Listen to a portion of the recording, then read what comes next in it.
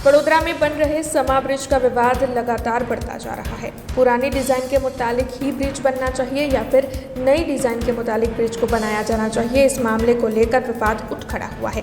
तब इस विवाद के मद्देनजर आज स्थायी समिति के सदस्य नितिन डोंगा, डॉक्टर राजेश शाह, हमीशा ठक्कर और जागृति काका स्थल विजिट के लिए पहुंचे थे। नई डिजाइन के मुताबिक ब्रिज बनाना चाहिए या नहीं, इसकी चर्चा उनकी ओर से की जा रही है। अगर नई डिजाइन के मुताबिक ये ब्रिज बनाने जाते हैं तो 54 करोड़ से उसकी कीमत बढ़कर 120 करोड़ हो सकती है। ऐसे में स्थायी के सदस्यों का ये मानना है कि संकलन की बैठक में इस मामले में उनकी ओर से प्रजा के हित को ध्यान में रखते हुए फैसला लिया जाएगा।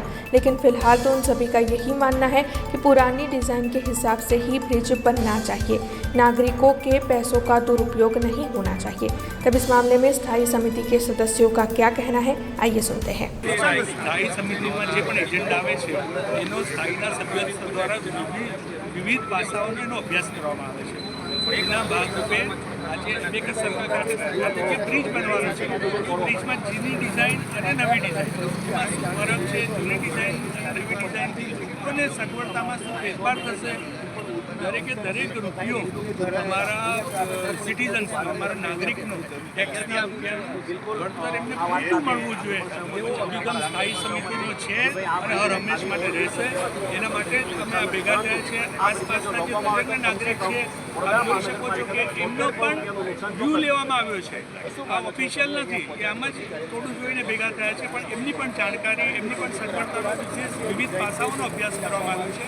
અને ચોક્કસ અમે જે પણ નિર્ણય લઈશું એ નિર્ણય લોકોની સુખાકારી માટેનો અવશ્ય હશે। એની હું સ્થાયી સમિતિના સભ્યો તરફથી એક પ્રોમિસ આપીશ। જૂના બ્રિજની ડિઝાઇન હતી એ 56 કરોડની હતી, નવો બ્રિજ જે કનેક્ટ થાય છે 120 કરોડનો છે।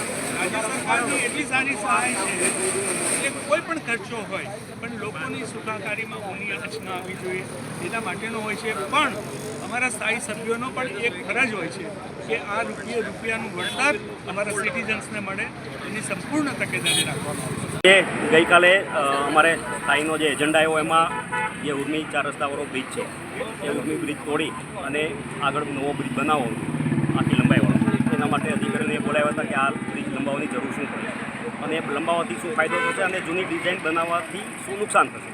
તો અધિકારીઓનું બહુ સ્પષ્ટ માનવું છે કે ભાઈ જૂની ડિઝાઇન પ્રમાણે કરીશું તો નુકસાન કોઈ પણ જાતનું છે નહીં, પરંતુ જો નવો બ્રિજ બનાવીશું નવી ડિઝાઇન પ્રમાણે તો એક તો આ ઉર્મીનો જે બ્રિજ છે નબળો પડશે, સાથે સાથે 70 કરોડ રૂપિયા જેટલું ભારણ મહાનગરપાલિકાને વધશે।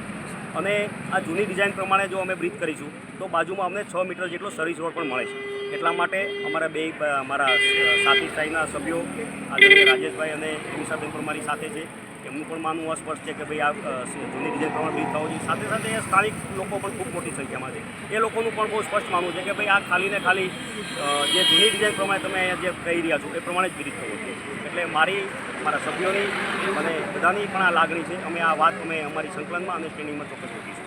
हमसे जुड़े रहने के लिए हमारे YouTube चैनल को सब्सक्राइब करें और नई वीडियो की नोटिफिकेशन के लिए बेल आइकॉन को दबाएं।